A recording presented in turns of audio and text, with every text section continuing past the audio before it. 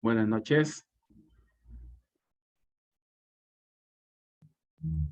Buenas. Buenas noches, Inge. Buenas noches. Buenas noches. Bien. Bueno, vemos pocos conectados. Vemos 3 compañeros conectados. Van a ir conectando a los demás. Me tardé un poco, que perdí mis audífonos, creo que los dejé en el trabajo. Entonces estoy con la computadora. Si a un caso no me escuchan bien, pues solamente me avisan. Incluso puede que escuchen un poco más de la bulla de aquí enfrente donde vivo.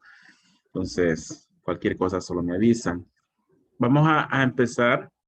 Creo que sí, habíamos terminado la parte teórica. Vamos a comenzar con la parte práctica, que es desarrollar un ejercicio completo del circuito de refrigeración. Hoy quizás sea algo corto. Tenemos 3 días para desarrollarlo. La otra semana es examen. Estoy mostrando ahí. Sí, sí estoy proyectando. Estoy mostrando ahí un ejercicio que está en el PDF de la presentación. Habla sobre un circuito de refrigeración. Lo vamos a leer, pero quiero hacer, antes de empezar a desarrollarlo, un repaso sobre el circuito de refrigeración en el gráfico y dónde está el punto de sobrecalentamiento y subenfriamiento. Bien, este ejercicio menciona que después de calcular la carga térmica de un recinto, es posible que este sea un ejercicio para aire acondicionado, o puede ser que sea un ejercicio para un cuarto frío. Entonces, digamos que alguien ya calculó esa carga, es decir, que ya se sabe cuál es el efecto de refrigeración. Se obtiene que ese efecto de refrigeración o capacidad de refrigeración debe ser de 10 toneladas, que es una forma de medir lo que es la capacidad de enfriamiento. Para un recinto el cual se debe diseñar el circuito de refrigeración, el refrigerante a utilizar es 410A, con presiones de baja y alta de 120.03 PSI. Esto es absoluto. Esta es la presión de baja y la alta de 461.18 PSI. El circuito trabajará con 10 grados de sobrecalentamiento, 5 grados de subenfriamiento. El compresor tiene un consumo de 10 kilowatts de potencia. Y con estos datos, encontrar el efecto de refrigeración, el flujo másico de refrigerante necesario, el calor de compresión, el calor de rechazo, qué porcentaje de refrigerante se evapora de forma espontánea en el dispositivo de expansión, el coeficiente de desempeño CDR, la eficiencia en ER, que es otra forma de medir la eficiencia, pero al final es la misma ecuación, solo que depende en qué unidades estamos calculando las energías. Y por último, y este es el que me quiero detener un poco antes de empezar a desarrollarlo, dibujar el diagrama en el circuito, perdón, dibujar el diagrama del circuito en el gráfico pH, presión entalpía, mostrando las presiones y entalpías de cada estado. Entonces, vamos a desarrollar este ejercicio. Pero antes quiero hacer un repaso de esta imagen que está aquí.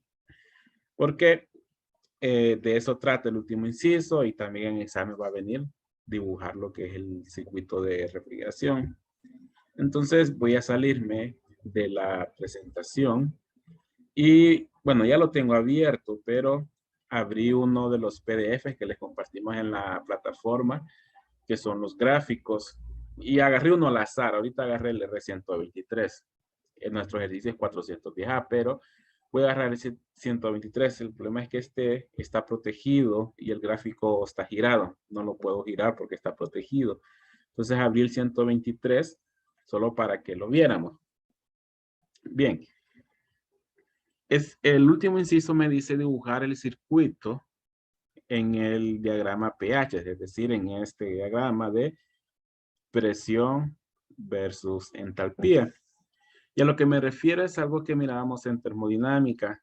Voy a activar aquí las herramientas de dibujo en PDF, aunque son un poco lentas de manejar. Lo que yo me refiero es que dibujemos los procesos en este circuito.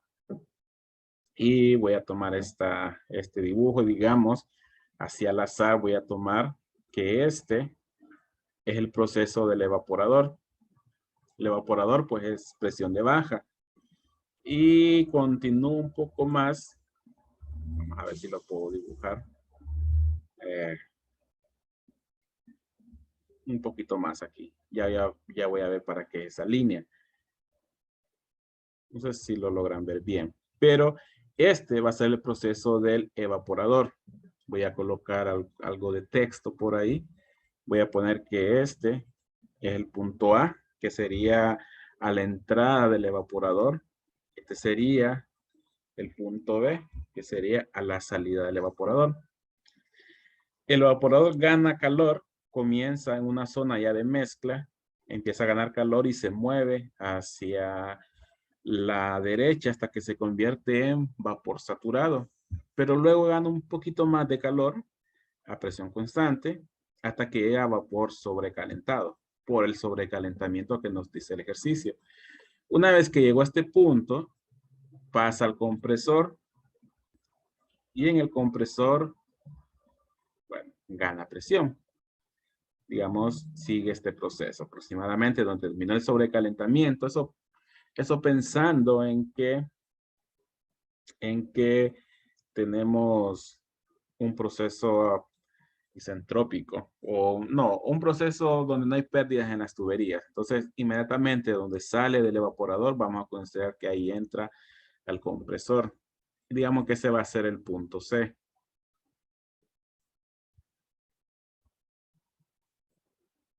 Ahí es donde ya comprimió el gas, el compresor, y lo entrega al condensador. Y el condensador, puedo dibujar la primera afuera para que me deje. En el condensador primero se va a enfriar para pasarlo de esta zona de sobrecalentado a esta zona de vapor saturado. Luego va a cambiar de estado hasta este punto. Y va a continuar un poquito más afuera. ¿Y esto a qué se refería? Se refería al proceso de subenfriamiento. Llega a este punto. Y este sería a la salida del condensador. Sería el punto D. Este punto de acá. Ponerlo en mayúscula. Y de acá entra al dispositivo de expansión, pero ya sabemos que el dispositivo de expansión es una caída drástica de presión y se da entalpía constante. Entonces ahí tenemos todo lo que es el circuito. Bien, eso es el circuito. Podemos ver, voy a colocar que el de abajo es el proceso del evaporador. Este es el proceso del compresor. Este es el del condensador. Y este es el dispositivo de expansión. Voy a colocarlo solo como expansión. Bien, ¿a dónde tengo yo el subenfriamiento o el sobrecalentamiento primero?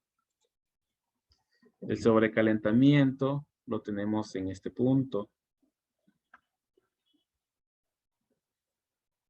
Esta pequeña línea que está ahí es el sobrecalentamiento. ¿Y qué significa el sobrecalentamiento? Yo debería de salir a esta temperatura en el evaporador, que siguiendo estas líneas sería una temperatura de 40 grados Fahrenheit aproximadamente. Ahí debería de salir si yo me encontrase una presión de saturación, una temperatura de saturación. Pero cuando ya mido en campo, resulta que no mide 40, sino que mide en este punto, estaría midiendo, bueno, aquí está algo exagerado, pero no es esa cantidad. Estaría a 100 grados Fahrenheit. No es ese valor, solamente pues aquí yo lo exageré para poderlo ver bien. Ya lo que yo mido aquí realmente es la temperatura real de salida. Pero cualquier temperatura mayor que la saturación me convierte en el refrigerante en vapor sobrecalentado. ¿Cuánto sobrecalentado? Pues va a depender la diferencia entre esta temperatura real de salida y la temperatura de saturación. Entonces ahí tengo el sobrecalentamiento. Y el subenfriamiento, que también está algo exagerado, pero lo hice más para mostrar el proceso, se encuentra en este punto. Aquí se encuentra el subenfriamiento. ¿Cómo lo podríamos calcular? Pues, ¿cuál debería ser la temperatura de salida? Su temperatura de saturación, que sería 200 grados Fahrenheit. Pero cuando ya mido realmente, tiene una temperatura menor, porque sale más o menos por este punto, que también está exagerado. Aquí marcaría aproximadamente 140. Si fuese el caso, fuese un subenfriamiento de 60 grados, es decir, 200 menos 140. Obviamente, pues no son esos los rangos. Los rangos en subenfriamiento y sobrecalentamiento debe ser entre 5 y 10 grados Fahrenheit. Decir que aquí realmente, en lugar de salir 200 grados, deberían dar alrededor de 190. Y aquí en lugar de salir a 40, deberían dar alrededor de 45 a 50. Esos deberían ser los valores estimados. Bien, entonces, ¿qué más podríamos tener? Aquí en el punto A, hacia abajo, yo encontraría lo que es la entalpía del punto A, aproximadamente 40 BTU por libra. En este punto, tendría yo la entalpía de vapor saturado, pero no salimos con vapor saturado, sino que en este punto es sobrecalentado. Y siguiendo la línea, tendríamos alrededor de 102, 103 BTU por libra a la entrada del compresor, y a la salida hacia abajo aproximadamente 125, 130 por ahí. Y a la salida del condensador sería exactamente la misma que la entrada del evaporador, alrededor de 40. Esto porque aquí se mantiene constante. Bien, entonces esto sería lo que nosotros tendríamos que hacer en el inciso de marcar el proceso de refrigeración en el gráfico pH. Tendríamos que dibujar el circuito como las líneas rojas, marcar el punto de entrada y salida a cada dispositivo del circuito de refrigeración, es decir, el evaporador, compresor, condensador y expansión, marcar el sobrecalentamiento y de cuánto es, el subenfriamiento y de cuánto es, y podemos marcar la entalpía en cada punto. Entonces eso sería el inciso, el último inciso, y que también podría ser un inciso para el examen. Disculpe, ingeniero. ¿Sí? Para calcular las entalpías, desde el punto son líneas verticales, o en el caso del compresor hay que seguir la línea curva. No, Ligeramente curva. las líneas, digamos, este es pH. Aquí tenemos presión. La presión es una línea horizontal. Una línea horizontal. Luego tenemos también temperatura, que antes de entrar a la campana es una vertical hacia abajo. Adentro de la campana es horizontal. Y cuando sale es esta línea que no es completamente vertical, sino que lleva algo de curva. Y la entalpía, no sé si se logra ver bien, pero es una línea punteada, algo clara. Vamos a ver si se mira. Es esta línea punteada. Esa es la de entalpía, esa es completamente vertical. Entonces, en el compresor, por ejemplo, yo tendría aquí una entalpía directamente vertical hacia abajo y una entalpía de salida directamente vertical hacia abajo. Entonces, así son las líneas de las propiedades. Ok, gracias. Bien, bien, entonces esta es la primera parte que quería que viéramos. Ahora quiero pasar a lo que es la tabla, que vamos a hacer algo similar. Aquí encontramos la entalpía mediante gráfico, solamente que yo abrí el gráfico 123. El ejercicio trata del refrigerante 410A, que es este de acá. Es este que tenemos acá. Entonces, este gráfico, el ejercicio de examen puede ser que sea 410A o puede ser que sea 123, que quizás las más comunes. Entonces ahora vamos a hacer lo mismo que hicimos ahorita con el gráfico, pero algo similar con el subenfriamiento. Ahorita el sobrecalentamiento lo calculamos viendo qué temperatura tiene aquí y qué temperatura tendría en este punto. Y sacamos ahí pues un diferencial algo exagerado porque dibujé al azar el gráfico de 100 menos 40, 60 grados de sobrecalentamiento. Realmente deberían dar en unos 10 grados. Ahora bien, ¿qué pasa si yo lo quiero sacar mediante tablas? Entonces, vamos a buscar, regresemos al ejercicio para que ya ahora sí vayamos viéndolos con datos de ejercicio. Voy a ampliar un poco porque creo que esto se mira más pequeño en la presentación. Veamos, el ejercicio nos dice, bueno, ese referente 410A, tiene una presión de baja de 120.03 y 461.18. Esta parte se me olvidó. Esta parte de aquí y aquí es la presión de baja y esta parte de aquí es la presión de alta. Similar a como lo vimos en la presentación. Entonces, cuando me dicen 120, en el caso del 410, sería para todo este proceso de acá. Y cuando me dicen 461, sería para todo este proceso de acá arriba. Y la diferencia entre ellos sería lo que eleva la presión o lo que disminuye la expansión. Bien, entonces podemos hacer algo similar a nivel de tablas. Solo quiero ubicarme en las tablas de saturado. Estas tablas son similares a las que vimos en termodinámica. Podemos ubicarnos en una temperatura de saturación o buscamos la presión. Digamos, me dicen 120.03. Voy a buscar 120.03 en la tabla.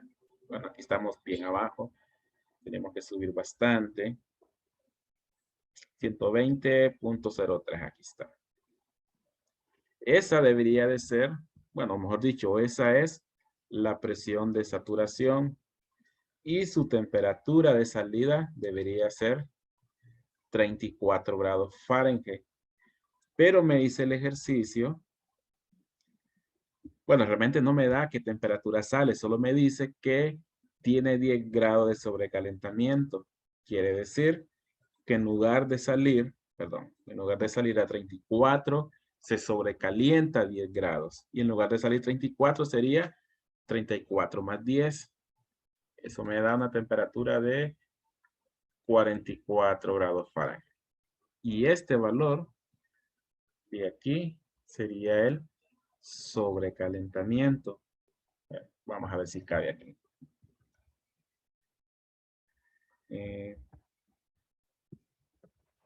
Bueno, ahí se montó un poco ahí. Esto sería el sobrecalentamiento. Y mi entalpía de salida no va a ser la que tendría si saliese como vapor saturado, sino que sería la que tendría una vez que ya se sobrecalentó. Debería salir a 34 más 10 grados de sobrecalentamiento, 44. Bien. Hasta aquí solamente para saber sobrecalentamiento, pero no voy a sacar mi entalpía de esta tabla. ¿Por qué? Porque esta tabla solo es para saturado. Si yo, digamos, estoy practicando y digo yo, ahora voy a encontrar la entalpía y me voy con 44 grados y busco la entalpía de vapor. Esto sería incorrecto porque yo estaría diciendo que sale a 44 como vapor saturado, pero no es así. Y mi entalpía sería 121.8, pero no es lo correcto. Sí, 121.8. No es lo correcto, porque aquí yo solo estoy sabiendo que sale 44 grados sobrecalentado, pero no estoy en este punto, estoy en este punto. Y las tablas que yo mostré solo es para los datos adentro de esta campana.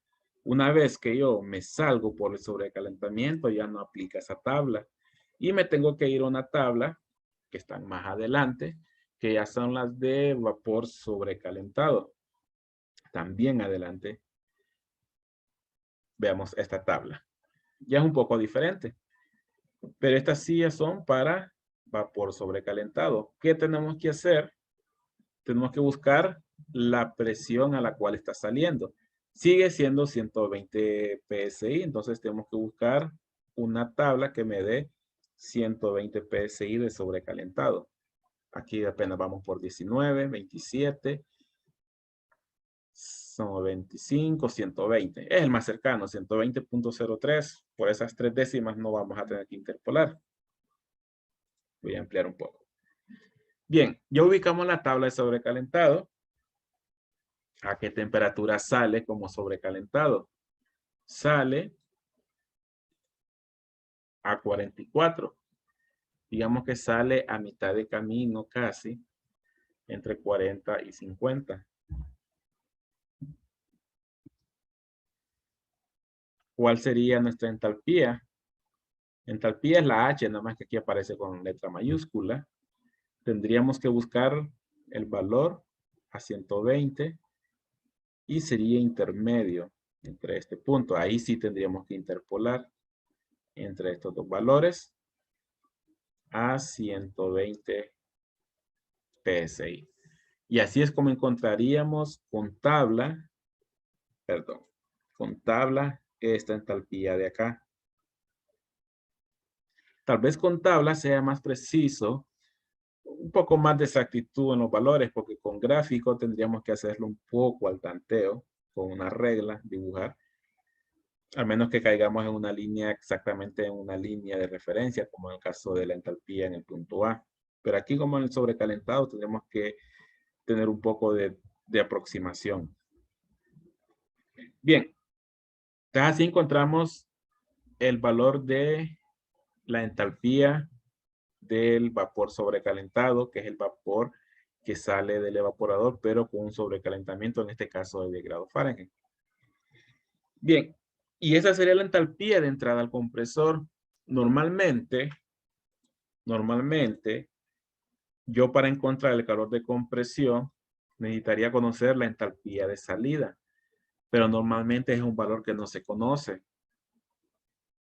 Entonces, pero sí puedo conocer cuánto es la potencia que consume el compresor. Y ya vimos una relación por ahí, que esa potencia que consume el compresor, considerando por ahorita que el compresor es 100% eficiente, esa potencia que consume el compresor lo va a convertir en trabajo de compresión. Y el trabajo de compresión al final se va a convertir en calor de compresión.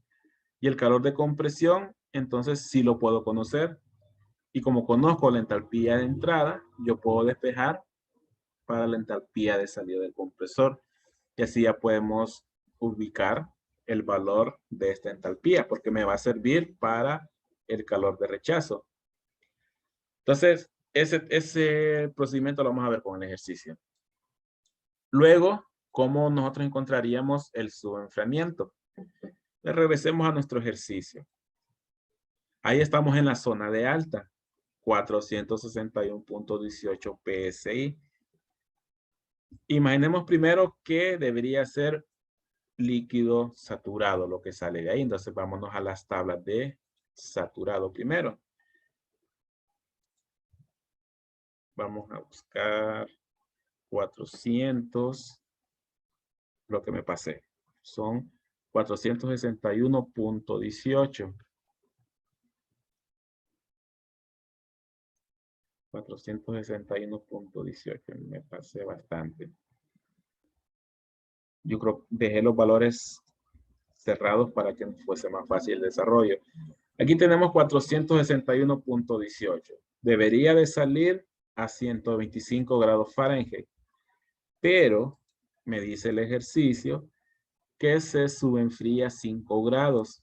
Es decir, que sale más frío 5 grados que la temperatura que debería de tener. Por lo tanto, debería ser 125 menos 5. Debería de salir a 120 grados Fahrenheit. Y este sería el subenfriamiento.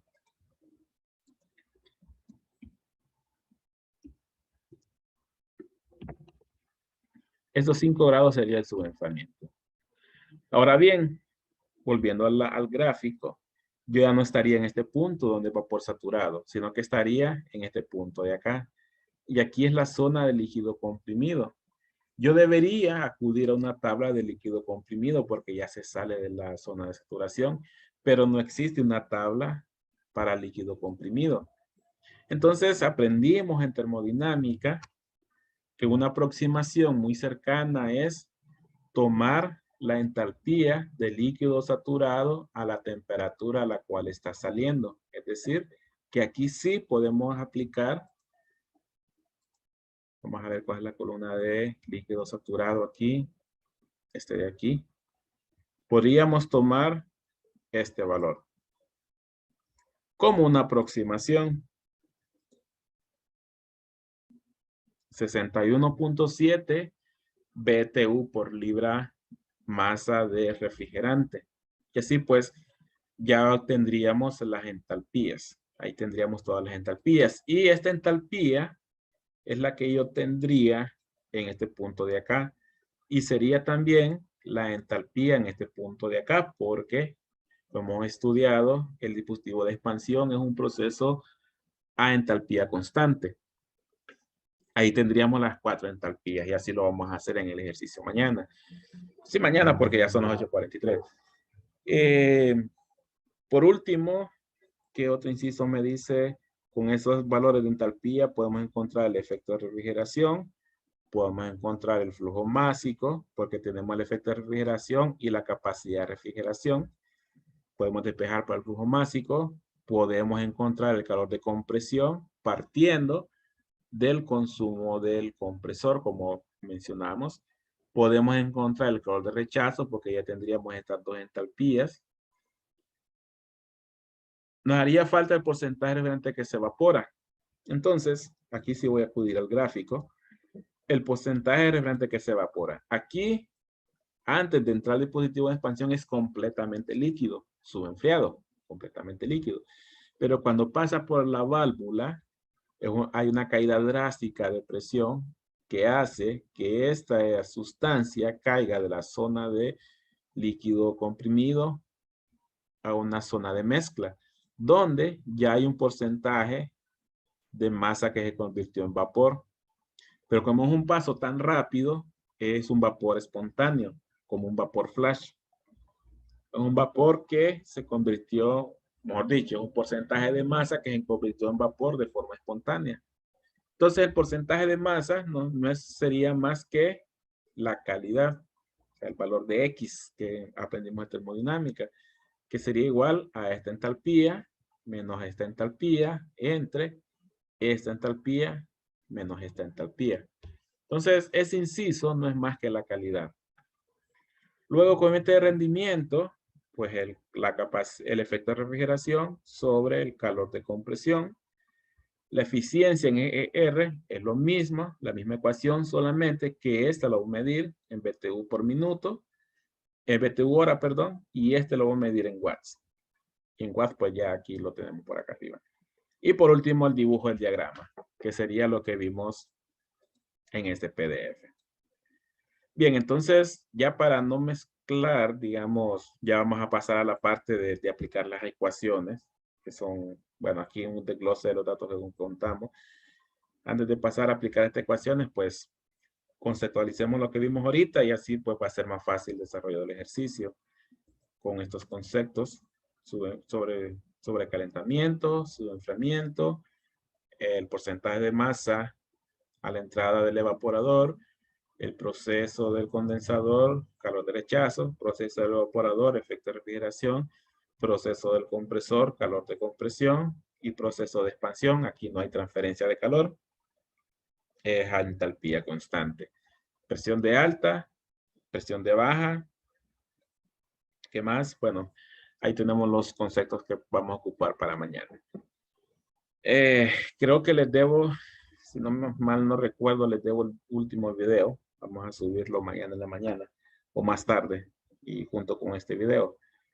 Bien, nos quedamos por aquí. ¿Hay alguna consulta? Si no, continuamos mañana.